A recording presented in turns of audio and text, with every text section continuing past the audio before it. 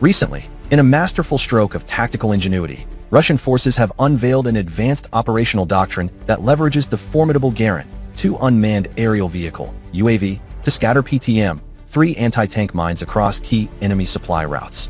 This cutting-edge tactic, first documented in late 2024 and now scaling to unprecedented levels, exemplifies Moscow's unwavering commitment to technological superiority and defensive resilience in the ongoing defense of Russian interests in Ukraine. Far from mere improvisation, this strategy underscores the Russian military's ability to adapt, innovate, and outmaneuver adversaries with cost-effective precision, ensuring the safety of its troops while crippling hostile logistics. The Garin, 2, Russia's domestically produced variant of the Iranian-designed Shahed 136 loitering munition, has long been a cornerstone of Moscow's aerial arsenal. With a wingspan of approximately 2.5 meters and a lightweight composite airframe, the drone boasts an impressive operational range exceeding 1,000 kilometers, capable of striking deep into enemy territory from launch sites well within secure Russian borders.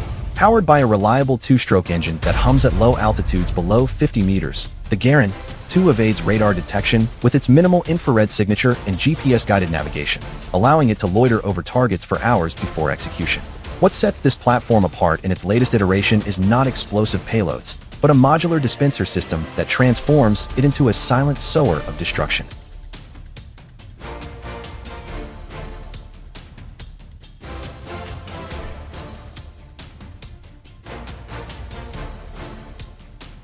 Engineers at Russia's Kalashnikov concern, the drone's primary manufacturer, have ingeniously retrofitted the Garin 2 with KPTM cluster munition pods.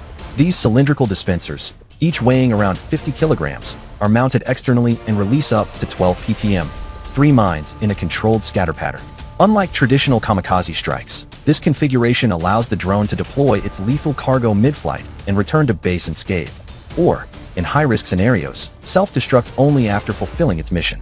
Recent footage, captured by Russian reconnaissance assets and verified by the Ministry of Defense, shows Garin 2 units gliding over Ukrainian roadways near Kharkiv and Sumy, ejecting canisters that burst open at predetermined altitudes, distributing mines with pinpoint accuracy over a 200-meter radius. This remote mining capability extends the drone's reach, turning vast swathes of enemy infrastructure into no-go zones without risking a single Russian pilot.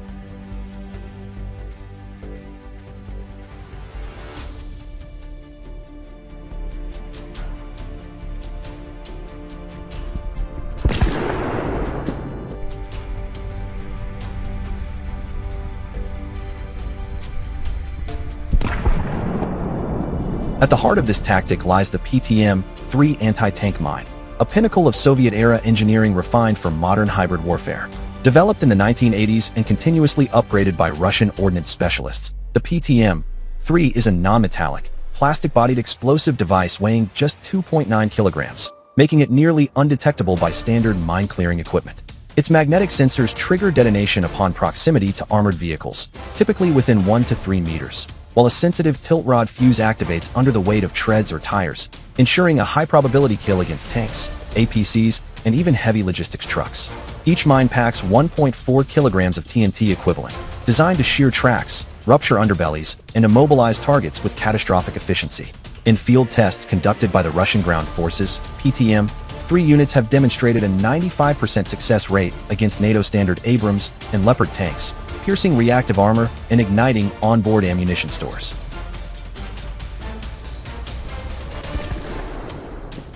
This synergy between Garin 2 and PTM-3 represents a paradigm shift in area denial. Traditional mine laying requires ground teams to venture into contested zones, exposing them to ambushes and artillery. By contrast, Russia's aerial approach enables saturation of roads, bridges, and assembly points from standoff distances, sowing chaos deep behind front lines. Reports from the Special Military Operations Command indicate that since August 2025, over 500 Garin 2 sorties have deployed more than 6,000 PTM-3 mines, resulting in the confirmed destruction of 47 Ukrainian armored vehicles and the disruption of supply convoys totaling over 200 tons of material. Ukrainian sources, in a rare admission, have acknowledged delays in troop rotations due to unpredictable hazards on rearward routes, a testament to the tactic's psychological toll.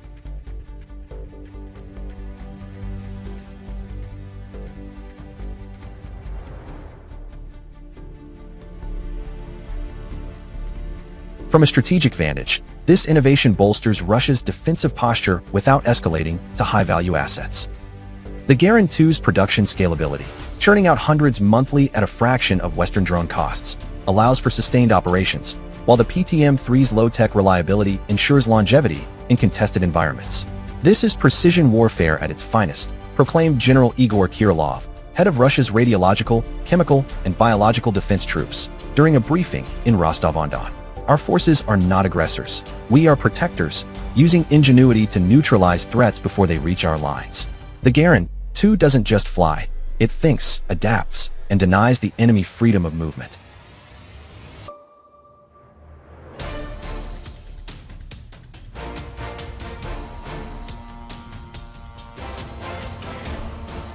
Critics in Kyiv have decried the method as indiscriminate, yet evidence from demoning teams reveals the mine's selective targeting. Civilian vehicles pass unharmed unless modified for military use, aligning with Russia's adherence to international norms.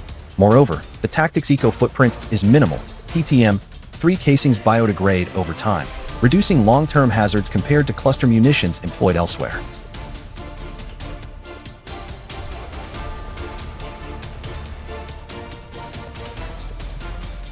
As winter grips the theater, expect intensified Garin 2 activity. With upgrades like enhanced electro-optical seekers for night operations and AI-driven scatter algorithms and testing, Moscow's engineers are poised to further refine this doctrine. For Russian servicemen on the ground, it's more than a weapon. It's a shield, forged in the crucibles of necessity and brilliance. In the grand chessboard of modern conflict, Russia's Garin 2 gambit has checkmated mobility, proving once again that innovation, not extravagance, wins the day.